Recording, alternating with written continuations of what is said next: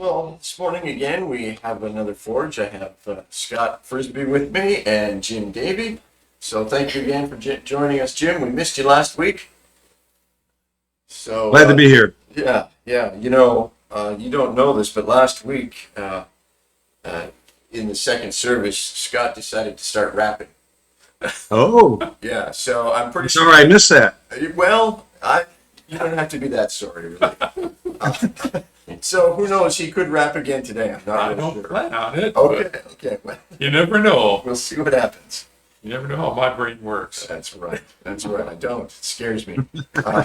So today we're going to continue walking through this whole section of scripture in Exodus about what the tabernacle looks like and the furniture and whatnot. Today we're going to focus on the priests and the procedures of putting the priests in place and the things that they needed to do. So if you're following along with us in your Bible, we won't read it all, but it's Exodus chapter 28, Exodus chapter 29, and also Exodus chapter 39, most of that chapter. So those are the chapters we're going to be looking at today and just kind of hopefully synthesizing it down and giving us a good picture or idea of why this is in Scripture and what it therefore means to us today. So we do have. Again, let's just look at the pictures this morning, Dan. Can we do that? Yeah. We have a number of pictures because we said we'd get a few more pictures from the temple. So let's just look at that. Here's the gate of the temple. So with the different color of cloth. This is the altar, where they made all the sacrifices, burnt all the sacrifices. This is, we haven't got to this. This is the basin where the priest would actually wash up and be ceremonially clean before they did all their functions. Here is the in the tabernacle proper. So this is the holy place. In front of us is the altar of incense, and on the left, I guess it would be, is the candlestick, singular, and then the table of showbread on the right, and the curtain that divided the holy place from the most holy place. Just a picture of the tabernacle proper on the outside with the first covering, finely woven. This is the goat's hair covering, the second one. This is the ram skins covering, and then the sea cow covering. And then, just a closer look at the candlestick with all of the 7 candles. What do they call that today? Menorah, yeah. Table of showbread with the 12 loaves or cakes of bread and the pitcher of oil and the grain offering. Again, the altar of incense, we haven't gotten to that. We will get to the altar of incense next week. Here is the Ark of the Covenant with the mercy seat on it, the one that weighed 175 pounds, and the cherubim, all hammered out of one piece of gold, which is amazing. Inside the Ark of the Covenant, the 2 stone tablets, the rod of Aaron, which I think is trying to make it look like it butted out on the end there, Yeah. and the jar of manna. A closer look at the cherubim on top of the Ark of the Covenant. So this is what we're getting in today. Today is the priestly garments. So the colored one is the high priest. The other one is Aaron's sons. They're not high priests, but they're in line for the high priest.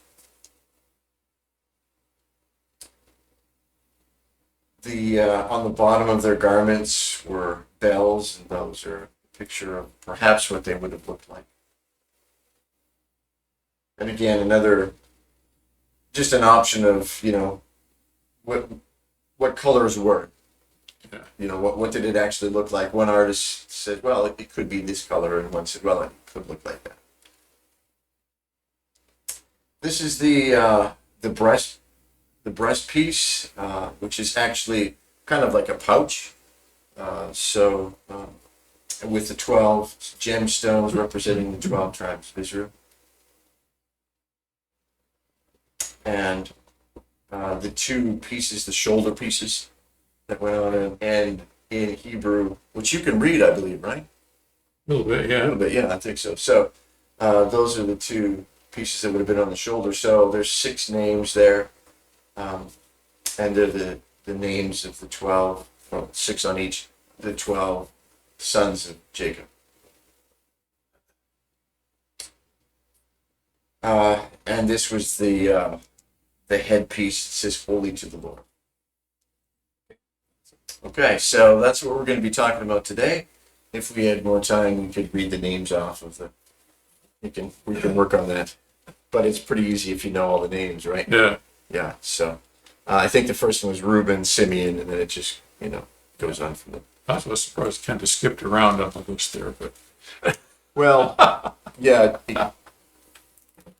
we can talk about that again later a little bit. So what we're going to do is I'm just going to read the first 5 verses of Exodus the first of 28, because the first 5 verses kind of says this is what we're going to do for the rest of the time, and the rest of the scripture plays out these 5 verses. So let me read 28, 1 through 4. Have Aaron your brother brought to you from among the Israelites, along with his sons Nadab and Abihu, Eleazar and Ithamar, so they may serve me as priests. Make sacred garments for your brother Aaron, to give him dignity and honor. Tell all the skilled men to whom I have given wisdom in such matters that they are to make garments for Aaron for his consecration, so he may serve me as priest.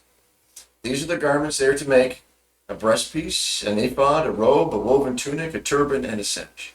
They are to make these sacred garments for your brother Aaron and his sons, so they may serve me as priests. Have them use gold and blue, purple, and scarlet yarn and fine linen. And from here, Scripture goes on to tell us about here's the ephod, here's the breastpiece, here's all the other garments, and this is how you consecrate them and put them in place, and we get all of those procedures.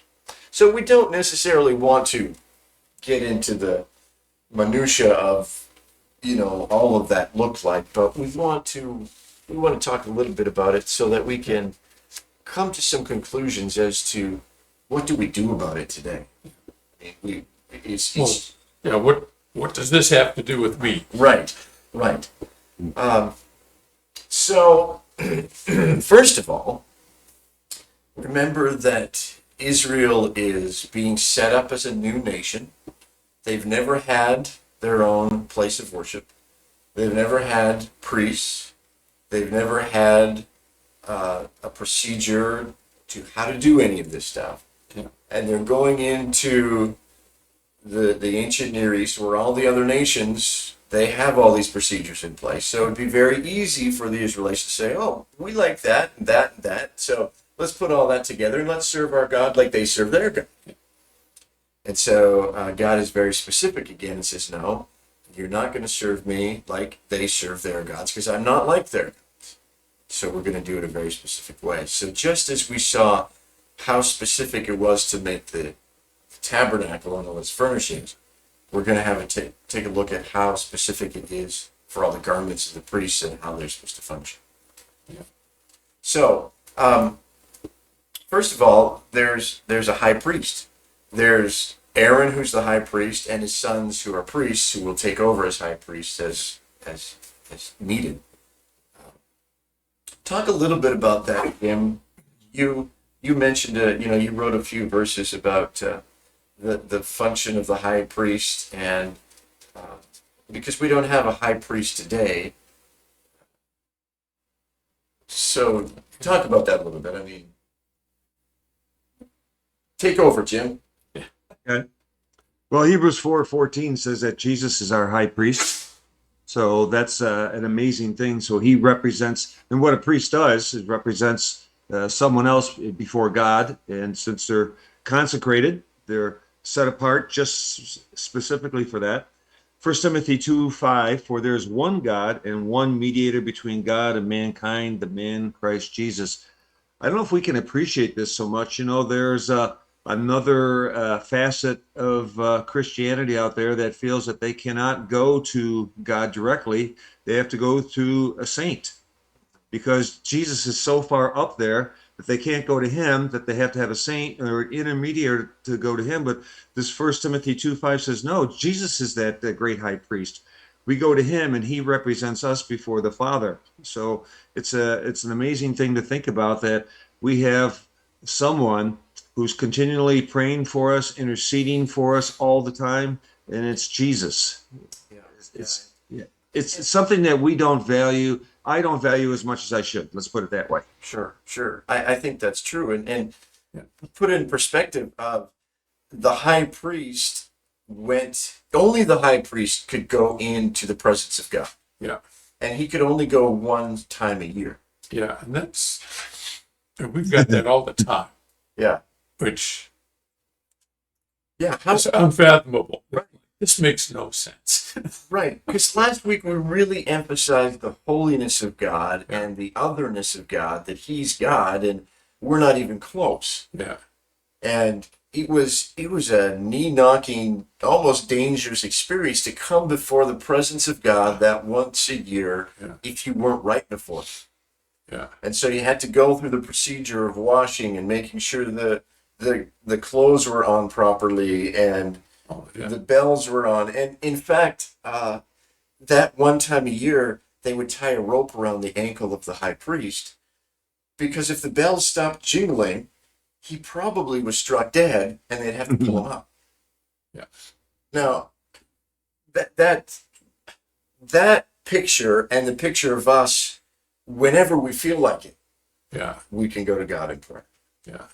That's, I was looking, as we think about how the priest is representing the nation as he goes in, and he had to offer, sacrifices for sins for himself, just to clear that up, and then he would offer the sacrifices for the nation, and it's like, as Jim had mentioned, the priest is that mediator between God and people, and I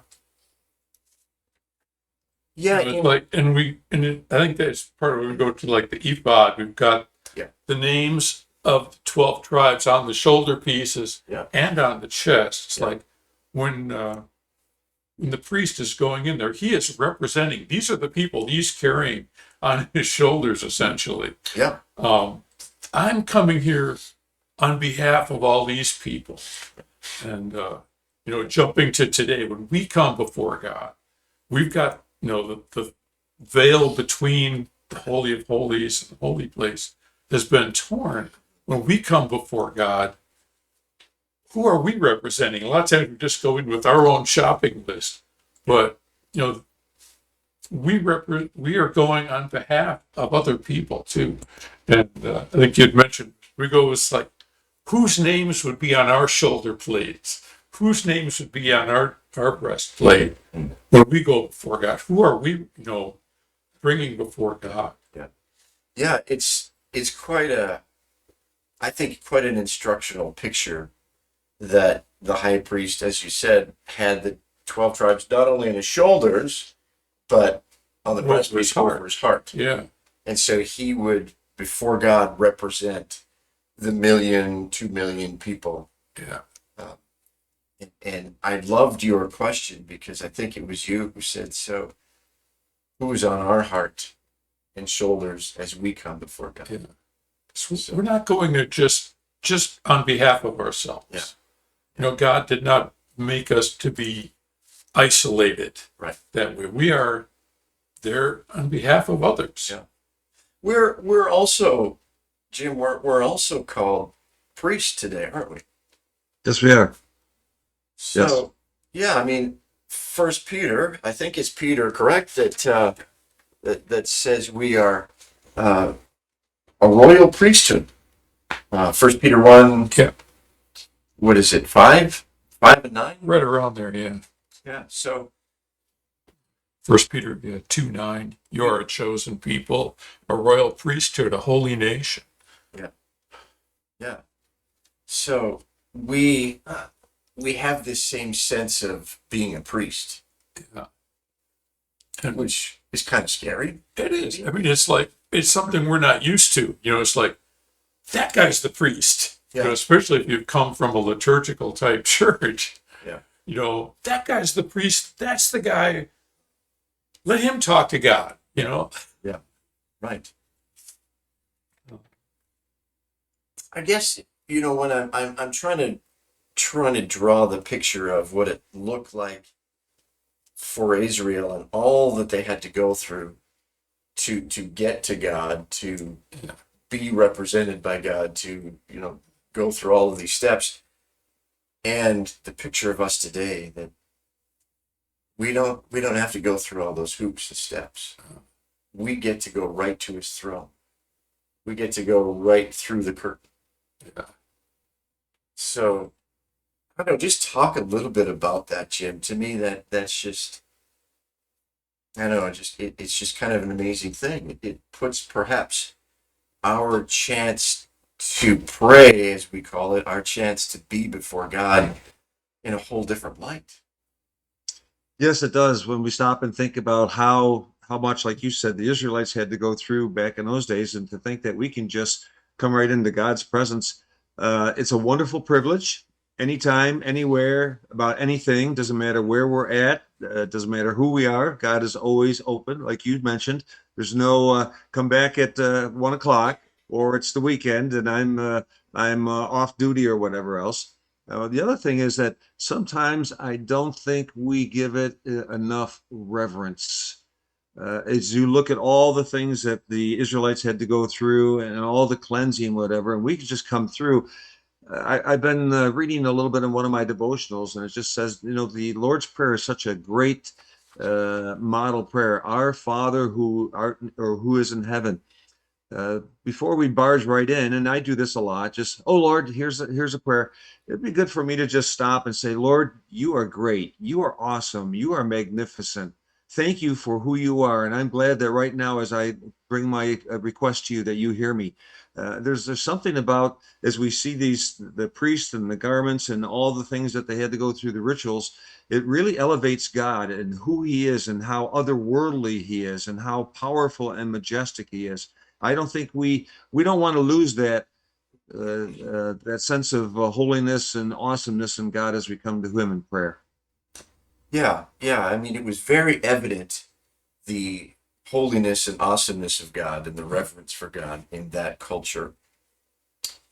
Just the way you approached God, and the holy place and the most holy place, and the garments that the priests wore reflected, it was made of the same cloth as the covering, and just the elaborateness of it, and the gemstones, and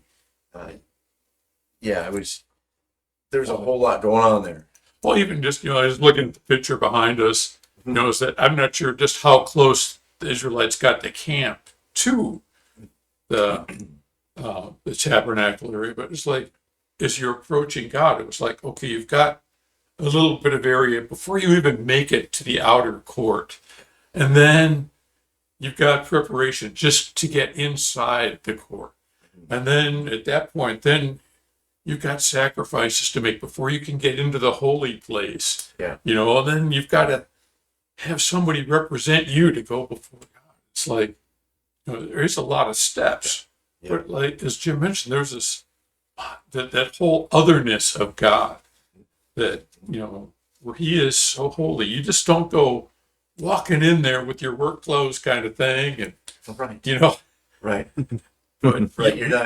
yet we somehow can. So it's that tension that we live in between having that access to God and trying to, keep that sense of holiness and reverence and awe. Yeah. And, Well, and I think that really comes out in chapter 29 of Exodus. Yeah. I'm going to move off of the clothing piece of it. There's so much more that we could really get into, but the consecration of the priests in Exodus 29, the ceremony that they went through and the sacrifices they made just to be right to approach God. Yeah. And so, consecration really means to be set apart. In a sense, I think Scripture uses the word ordain as well, to consecrate, to ordain, to set into place. All of that picture of God's calling, God's separating them unto service, God's making them right for service, kind of thing. But the elaborateness, you really talked about the elaborateness of this ceremony, and Jim, you had some comments about that too. So, go ahead, Scott. I'll let Jim go first. Okay. Well, the ceremony was, like you said, was all about consecrating them and setting them apart, making sure that they were clean, that they were holy, that they were anointed, so that they would not be. God's presence is so overpowering that it's hard to believe. That's what I love about this Exodus passage. It talks about in Scripture that God is an unapproachable light. I fail to comprehend just how great and glorious God is, and all that it means as a result of Jesus' death on the cross. For me to be able to come and even approach him at all is an awesome privilege. And so these Aaron and his sons had to go through all this, the sin offering, the guilt offering, the consecration offering. They had to be bathed, and then the blood went on their ear, the right thumb, and the big toe on their right foot, all symbolizing that every part of them was consecrated and holy to God.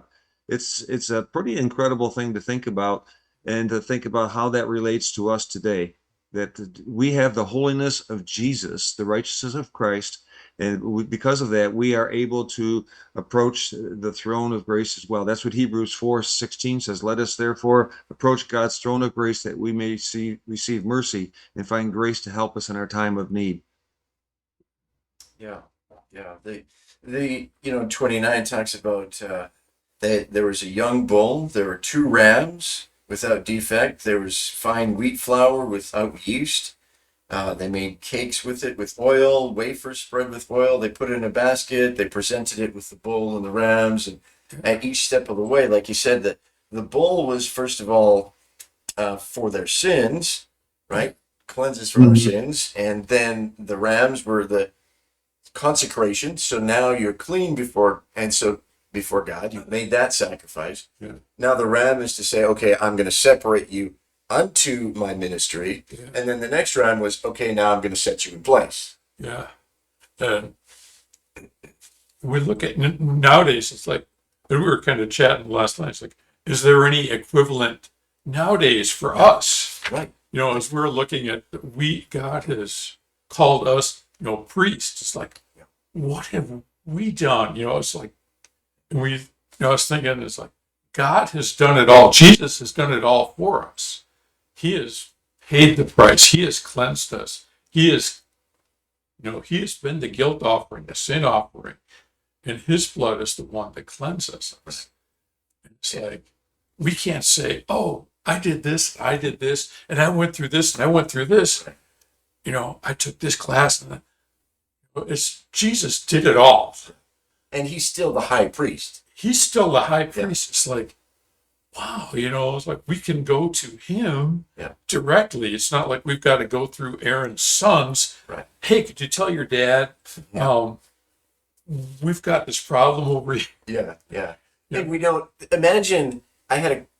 Val and I were talking about this last night, and some of her questions were, so how many sacrifices were taking place a day?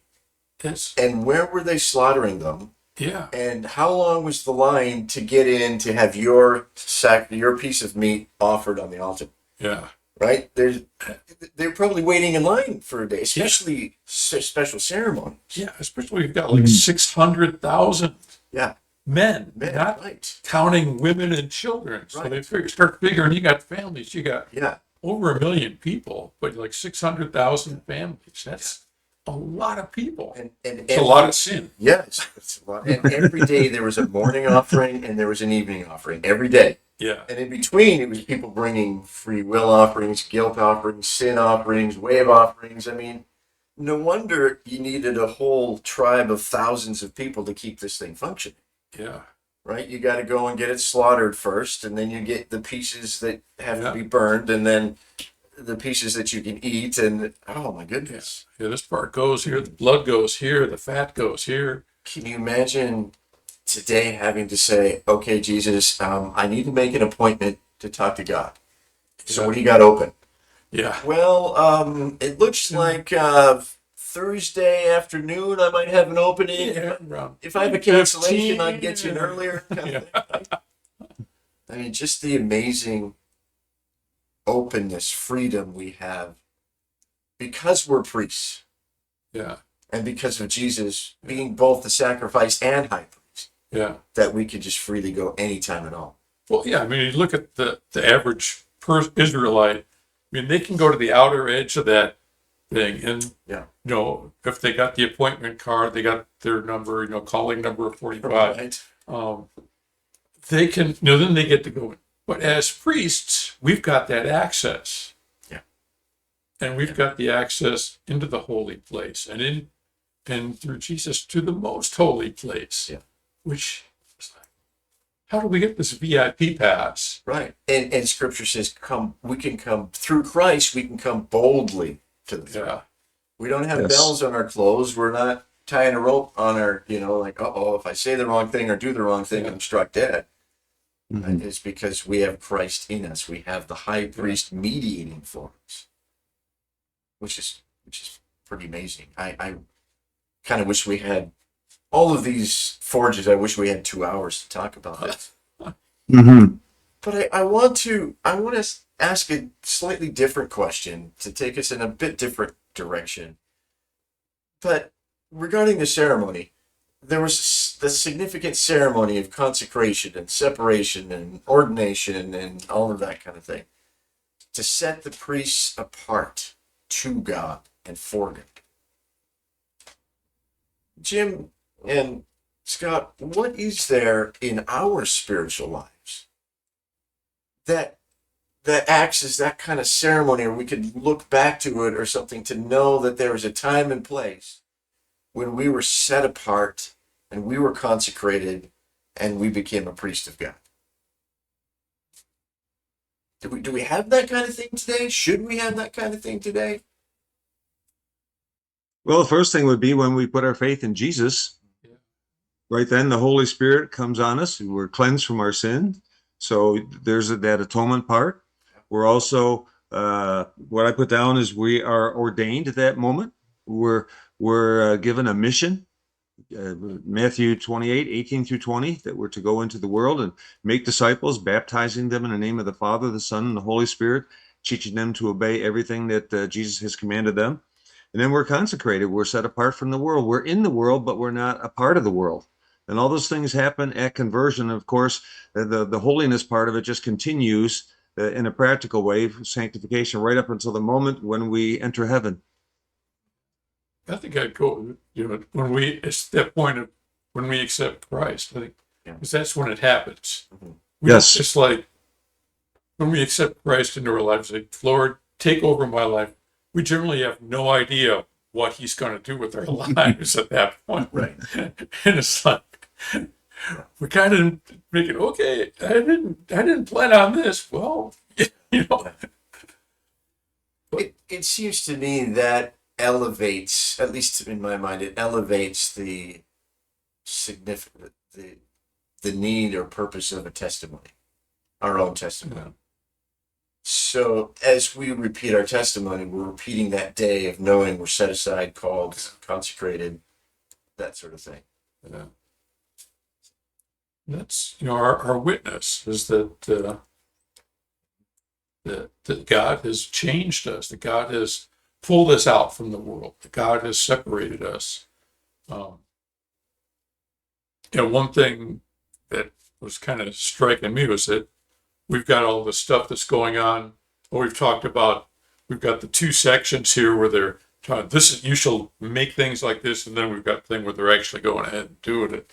And there's a little drama section in the middle. Right. And and part of the drama was we've got this thing, at the very beginning, set apart Aaron and his sons. Yeah. These are the people I'm calling for this job. Yeah. Anybody else in the whole 600,000 could do that job, but these are the guys I'm calling. Right. And then we look at the drama section where Aaron is the guy who makes the golden calf. Right. And he hasn't been consecrated yet, which, for me, I look at him and then I look, we go a little further into numbers, we get Nadab and Abihu kind of do their mess up thing. Right. But God doesn't require perfect people, Mm. which is neat, that God does not require Aaron to be perfect, Yeah. to be a priest Yeah. for the people. Yeah. And, Yes. and God forgives those sins. God, that's why we've got That's a sin offering. That's why sins need to be paid for. That's a great point. I like that. We don't have to be perfect people. It's good. And the reason why is because we have the perfection of Jesus. Explain that a little bit more. How do we have the perfection of Jesus? When, as Scott mentioned, when we first come to Christ and we put our faith in Jesus, we're given his righteousness. And so when God looks at us, he sees Jesus. I mean, it's a legal sense, a judicial sense that we are considered perfect, even though we still sin. But when he looks at us, he sees Jesus. We are given his righteousness, and it's his righteousness that allows us to approach God. Yeah, it's all through Christ. Yeah. It's his All day, every day. righteousness that allows us. Yeah, all day, every day. I like that. Yeah. One last question for us to consider briefly. I think about the garments and the robe and the sash and the ephod and the shoulder pieces, and Scripture describes these robes, saying to give them so they may serve as priests and to give them dignity and honor. Right? So that guy's the high priest. Those guys are priests. Yeah. I mean, they're set. It's clear by what they're wearing. Yeah. That guy is a priest, and you see it by their robes and what they're wearing and whatnot. And the terms glory and dignity, or glory and beauty, and they point to God. The very way the tabernacle is made points to God, the beauty of God. The very garments they wear point to the beauty and glory and dignity of God. So I was thinking about that a little bit and thought, would people use those terms about our lives? Dignity and glory, that we share in the dignity and glory of God because we're priests of God. Does that come through in the way we live? Does that come through in, oh yeah, that Scott guy, yeah, he's a priest of God? Would they know? Yeah, I mean, it's got to come through in the lifestyle.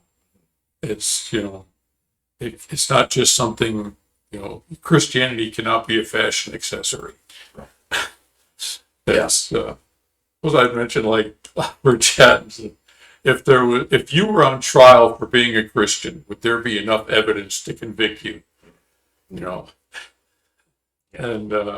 it's got to be that lifestyle. And I think people have got to see how you react to all the crap that flies around at us every day, and I think they see how you react to that, how you deal with all that stuff, and they see how it's like, what would Jesus do? It's like, is Jesus doing the thing?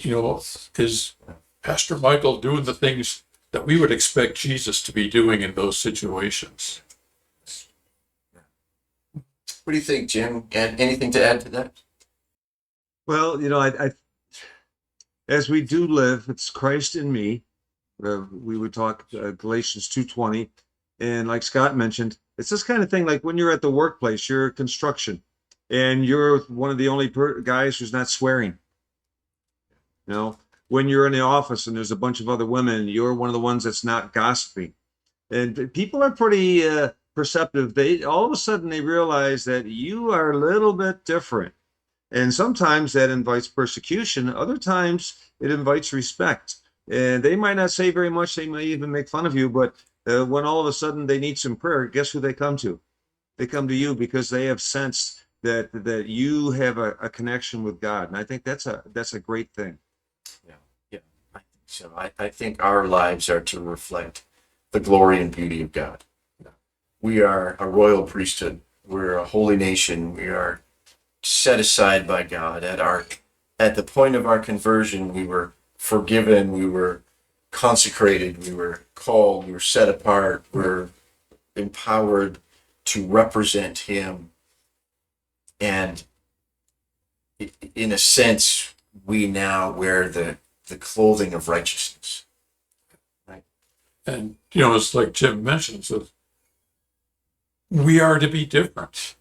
And we are set apart. We are called out from the world. We are set apart to be different. We're not supposed to be like the people in Egypt. We're not supposed to be like the people in Canaan. Yeah. We're not supposed to be like the people around us. We are different. Yeah. And God calls us to be a separate people, and that stands out. I think more and more is the way the world is heading. We stand out more and more. 1 Peter 1:15, but just as he who called you is holy, so be holy in all you do. For it is written, be holy because I am. I think Jim's got something to say, I think. Yeah, I was going to say, 1 John 2 talks about not loving the world, wanting to be a part of the world. And as a pastor, as I view my life and those whom I serve, we have a lot of good people. But then there's a certain amount of people that want to fit in. They want to be just like the world. They don't want to stand out. They want to just sort of blend in. And that runs counterculture to what we're talking about today, that as a believer, we're called to a life of uniqueness.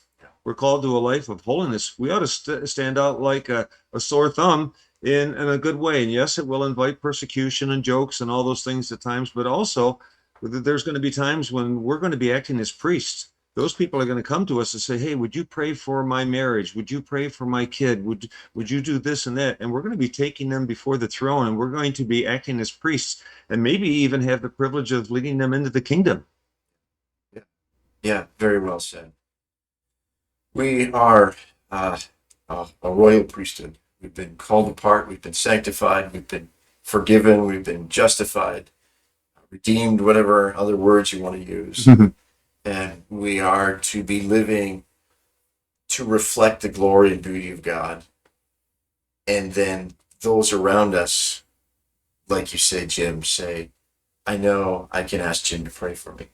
I know I can ask God because he has a connection with God. Yeah. And we carry them on our shoulders and our hearts. We pray for them, bring them before God so that they too can receive Christ and become priests. So. Isn't that a privilege? It's a privilege that we probably don't consciously think of, that we are a priest for other people, even our own family. I'm the priest for my wife. I'm the priest for my kids and my grandkids. That's a blessed privilege. Yeah. So you're already filling in the names on your shoulder pieces on the breastplates. Yeah. All your grandkids, you pray for them every day. They're Yes.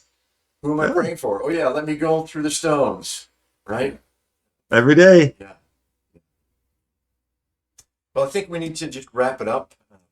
Yep. So thanks, guys. We'll see you in the next service, and we'll see how that goes. We'll call, since you call on a Father who judges each man's work impartially, live your lives as strangers here in reverent fear.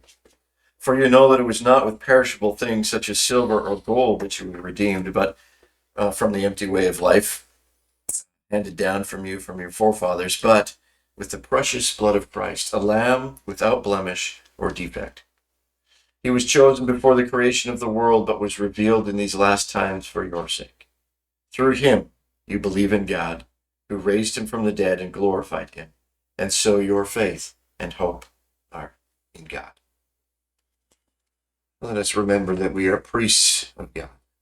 Through Christ, not only our sacrifice and but also our high priest, the one who qualifies us for this ministry of the priesthood, to live a life other than the rest of the world, to show them that our God is other than all the rest of the gods in the world.